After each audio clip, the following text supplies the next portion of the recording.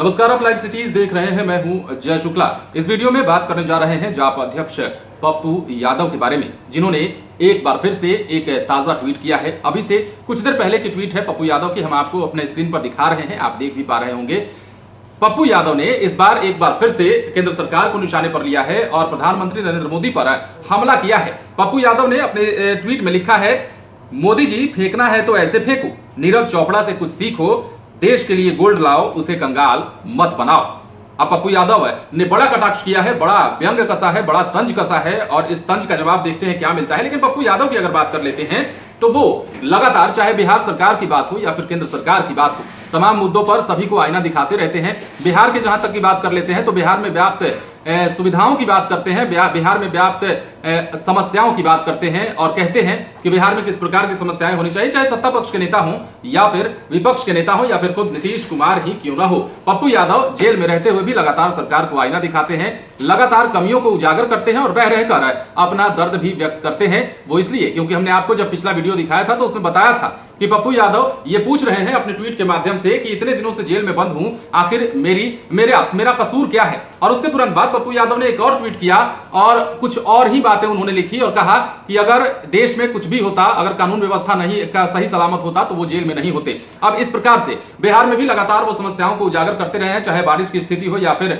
अपराध का मामला हो या फिर करप्शन का मामला हो। बिहार में हर एक मुद्दे पर पप्पू यादव अपनी बात रखते हैं, सरकार को आईना दिखाते हैं। और इस बार उन्होंने जो ट्वीट किया है उस ट्वीट में केंद्र सरकार को निशाने पर लिया है, मोदी की बात कर रहे हैं, पीएम मोदी की बात कर रहे हैं और हवाला दे रहे हैं नीरज चोपड़ा का, जिन्होंने देश के लिए गोल्ड लाया है और देश का नाम जो है ऊंचा किया है विश्व के पटल पर। अब ऐसे में पप्पू यादव उनका हवाला देते हुए मोदी को कह रहे हैं, प्रधानमंत्री मोदी को कह रहे हैं कि फेंकना है तो नीरज चोपड़ा की तरफ फेंकिए ताकि देश के लिए गोल्ड आ सके, देश का सम्मान बढ़ सके। ऐसा मत फेंकिए कि देश कंगाल हो जाए, देश बर्बाद हो जाए और देश ऐसी दिशा में चला जाए जहां से वापसी की कोई गुंजाइश नहीं नजर आए।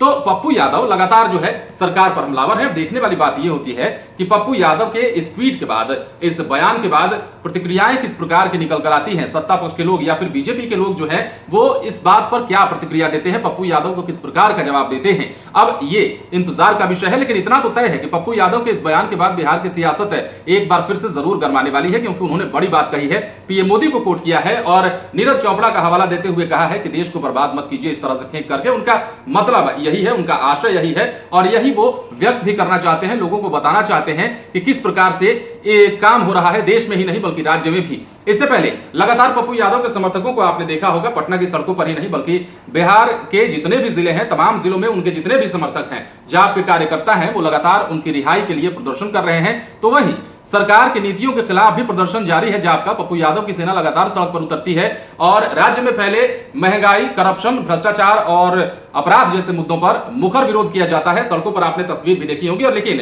इस बार पप्पू यादव ने बड़ी बात कही है अपने ट्वीट के माध्यम से, आप एक बार फिर से अपने स्क्रीन पर देखिए। उन्होंने जो लिखा है साफ तौर पर लिखा है और किस प्रकार से वो निशाना साधा है वो भी आप समझ पा रहे होंगे। लेकिन अब इंतजार का विषय ये है कि इस पर बयान क्या निकलकर सामने आते हैं और नेताओं के, बीजेपी के नेताओं के या फिर सत्ता पक्ष के कोई भी दल के नेता इस पर क्या बयान देते हैं, ये भी देखने वाली बात है। आप बने रहें, लाइव सिटीज के साथ तमाम खबरें आपको देंगे, लेकिन उसके लिए हमारे चैनल को सब्सक्राइब करें। अगर आप ये वीडियो फेसबुक पर देख रहे हैं तो पेज को लाइक करें, इसके अलावा ट्विटर पर जरूर फॉलो करें। धन्यवाद।